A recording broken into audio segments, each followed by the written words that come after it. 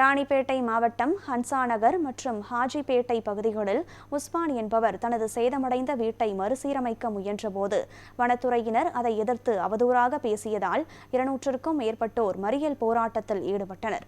ராணிப்பேட்டை மாவட்டம் மேல்விசாரத்தில் உள்ள ஹன்சாநகர் மற்றும் ஹாஜிப்பேட்டை பகுதிகளில் 100க்கும் மேற்பட்ட குடும்பங்கள் வசிக்கின்றன.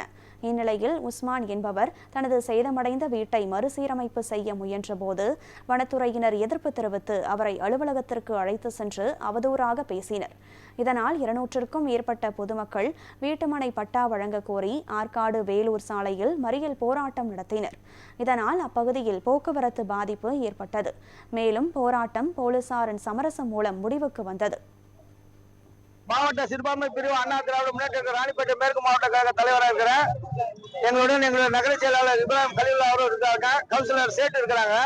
இன்னைக்கு 23/12/2025 செவ்வாய்க்கிழமை மாலை 4 மணி அளவில் பழைய 13வது வார்டு புதிய 18வது வார்டு ஹன்சாநகர் என்ற பகுதியில் ஏற்கனவே கட்டியிருந்த வீடு மழையின் காரணமாக இடிந்து விழுந்ததை சீர் செய்யும் போது ஆற்காடு வனச்சரகர்கள் வந்து அத்துமீறி நிறைந்து அந்த வீட்டின் உரிமையாளர் உஸ்மான் என்பவர்களை அடித்து இழுத்து சென்றுள்ளார்கள். அந்த பகுதி மக்கள் அதை தட்டி கேட்கும் போது அவர்களை தாறுமாறாக மரியாதை குறைவாக பேசியுள்ளார்கள். மேலும் அந்த இடத்தில் வீடு கட்டக்கூடாது என்று மிகவும் கடுமையாக எச்சரிக்கை செய்துள்ளார்கள். நான் கேட்கிறேன், அந்த பகுதியில் நம்முடைய சட்டமன்ற உறுப்பினருடைய நிதியிலிருந்து 1 கோடி ரூபாய்க்கு மேல் செலவு செய்து சாலை வசதி, கால்வாய் வசதி, குடிநீர் வசதி செய்துள்ளார். ஏன் எந்த இடத்திலும் வனப்பகுதியில் வீடு கட்டிட்டு இல்லையா? நம்ம ஜவாது மலையில் இல்லையா, மற்ற பகுதியில் இல்லையா?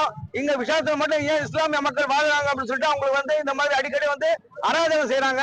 அதுவும் இப்ப புதுசா வந்திருக்கிற 2 வனச்சரகர்கள் வந்தாங்கன்னாக்கா ஜாதி பேரை எடுத்து பேசுறாங்க, கம்மிதாசியா பேசுறாங்க. அந்த பகுதியில் இருக்கிற மக்கள் பாதுகாப்பு இல்லாத நிலையில இருக்காங்க.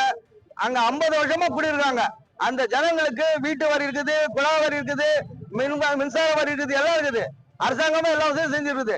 இடிஞ்சு போன வீட்டை கட்டினாக்கா நீ எப்படிதான் கட்டுற அப்படின்னு சொல்லிட்டு அடிச்சு எடுத்துட்டு போயிருக்காங்க. இதை கண்டித்து அந்த பகுதி மக்கள் 1000 பேர் இன்னைக்கு சாலை மறியலில் உட்கார்ந்து இருக்கிறாங்க. அவங்களுக்கு கலைஞ்சு போய் சொல்லிட்டு ஆற்காடு நகர காவல் ஆய்வாளர் மற்றும் துணை ஆய்வாளர்கள் வந்திருக்காங்க. அவங்கள விடுதலை செய்தாதான் நாங்க வெளியே போவோம் சொல்லிட்டு ஏஞ்சி போட்டு இருக்காங்க.